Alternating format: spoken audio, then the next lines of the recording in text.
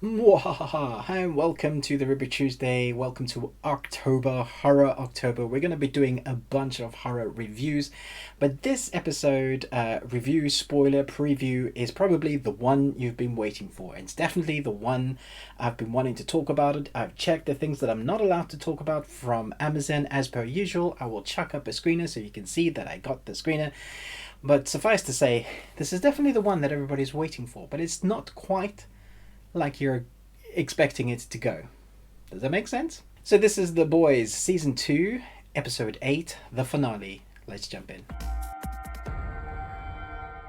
The episode starts with trying to get you once again into Homelander's side. He's doing propaganda nation, that he's in schools warning everybody of the villains to come, the supervillains to come, and therefore V must get out. And so he's doing like school trips, and with Vaught's help, everybody is now going to get V.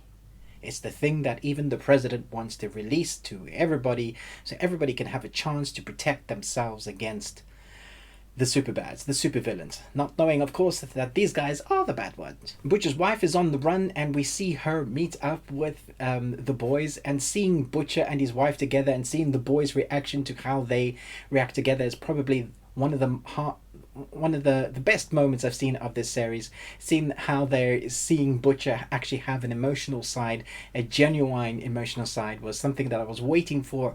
I was like, see, he is kind of human. There is, under all of that kind of nastiness, all of that, what the world has done to him, there's some good stuff there, and seeing the boys' reactions to that was just priceless. So Starlight and the boys, the good guys team, they're done with planning. They no longer want to make plans because Vought always seems to kind of get ahead of them or just foil their plans. Nothing what they seems to do, even when, they release the information about where V comes from, they release all that information that just gets swept under the carpet, and Vought do something else. So now they want to go and kick ass. However, we still have the Jiminy Cricket on the team, Huey, and Huey wants to try another tactic. As per usual, Huey does what Huey does. He wants to save the day, but in a less gore way. Homelander and Stormfront are still a thing. They're still doing what they're still doing. If you haven't caught up yet, if you haven't seen episode 7, I'm trying to avoid any major spoilers with those two. Suffice to say, where the relationship is going is very interesting. There were a few people that were trying to guess what's going to happen between Maeve, Stormfront, that inevitable fight scene that we think was going to happen between them, and Starlight, perhaps, Starlight being involved with, because Stormfront has that superpower, the electricity, and we have Starlight who can absorb. We were thinking that was going to go that way, and I kind of agreed. But I have to say, when we eventually get to the fight scene that we were expecting to happen, it doesn't go quite like you're going to see it happening, which I think was great. When we do get the fight scene, and we do get a fight scene, it takes about 44 minutes into the episode for us to get to that place. The episode itself is an hour and 7 minutes long, so it's a fairly lengthy one, which is good because it is the final. But they're still doing that thing where people are trying to work out how to take down the big bad, and Homelander is still trying to figure out what it means to be a father. There are moments in this episode which I really almost had emotions for Homelander, which is weird because he's the psychopath. But seeing him interact with his son, which we get to see a bit more, they've been doing that a little bit with the last few episodes. There was a genuine moment of father and son moment that wasn't him being a psychopath, but him being a genuine father. And I thought that was a really interesting way to go. But I do feel like for the majority of the season, and I can say that now, we haven't seen Homelander let rip yet. We haven't seen him go full psychopath with his power.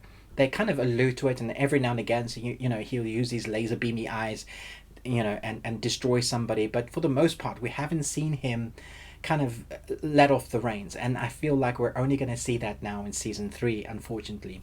But the big fight scene that you're expecting also doesn't go, like I said, go the way you think it is.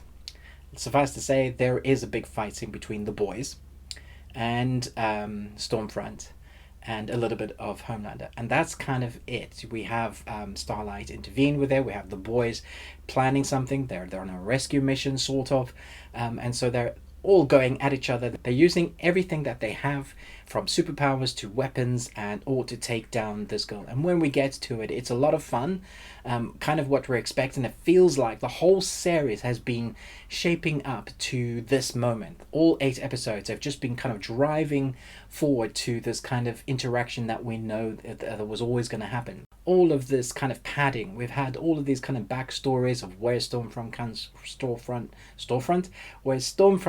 from, where these relationships are going. We've had, you know, Butcher going down in the dumps, we've had Maeve going down in the dumps, particularly this episode, and eventually people start waking up. Butcher puts on his coat again, starts acting like Butcher, and this time we get to see that action sequence. It's only about 5 minutes long though, for the hour and 7 minutes long episode, and then it's all again padding and story.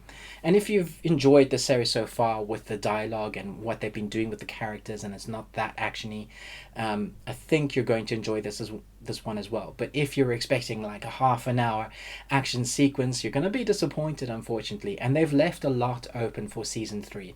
They haven't wrapped up all the storylines as we expected, because we know they've already greenlit season 3. What surprised me the most in this episode, apart from the action scenes going the way I wasn't expecting it to go, was the Butcher moment that was genuinely emotional. And I was like, well, is that a lump in my throat? And that, I feel like, is what been missing. Wow, I'm just talking crap.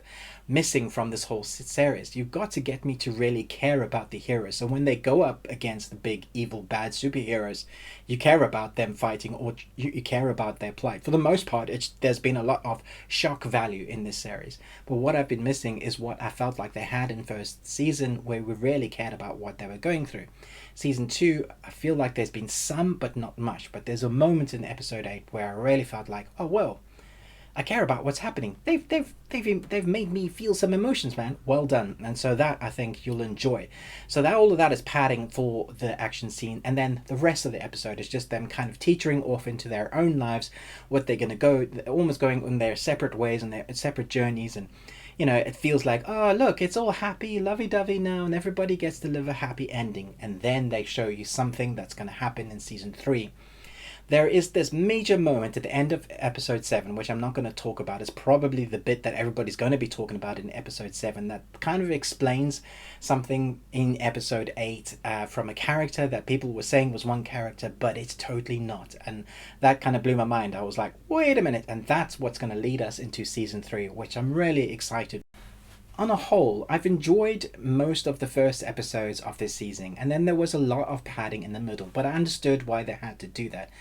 Episode 8 does feel like it was wrapping up but also starting a new series, which is a bit of a weird pacing issue for me, because they're like, hey, but hang on a minute, there is also going to be another season, so we're going to start kind of the last 10-15 minutes, we're going to start gearing you up for season 3, which you're not going to see for another year. And so we have that kind of issues. The first 30 minutes of this episode is all the kind of padding and getting the team ready. They're saying, no, we're not doing with this anymore, we're going to put ourselves into action, which is what we've wanted this whole time. And then they have that action sequence, which we're really expecting to, you know, be amazing, and it is.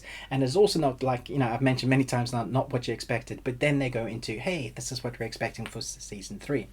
So in a way, it does feel like this could be the Empire Strikes Back of the boy Star Wars trilogy. Once we have the 3rd season, I think people will look back at season 2 more fondly, but we have to wait until then to see whether it is that. Hopefully the padding that we've had in season 2 will gear up for season 3 to be all the more better, because we've had so much backstory for these characters and their development. Let me know in the comments below, how excited are you to watch this final episode? Should I do a complete spoilers series, all the spoilers for season 2 when the last episode airs? You know, no minor spoilers, but complete spoilers. Let me know in the comments below if you want that, and perhaps season 3 theories. If you want that, let me know in the comments below. But most of all, until next time, remember, live long and Tuesday.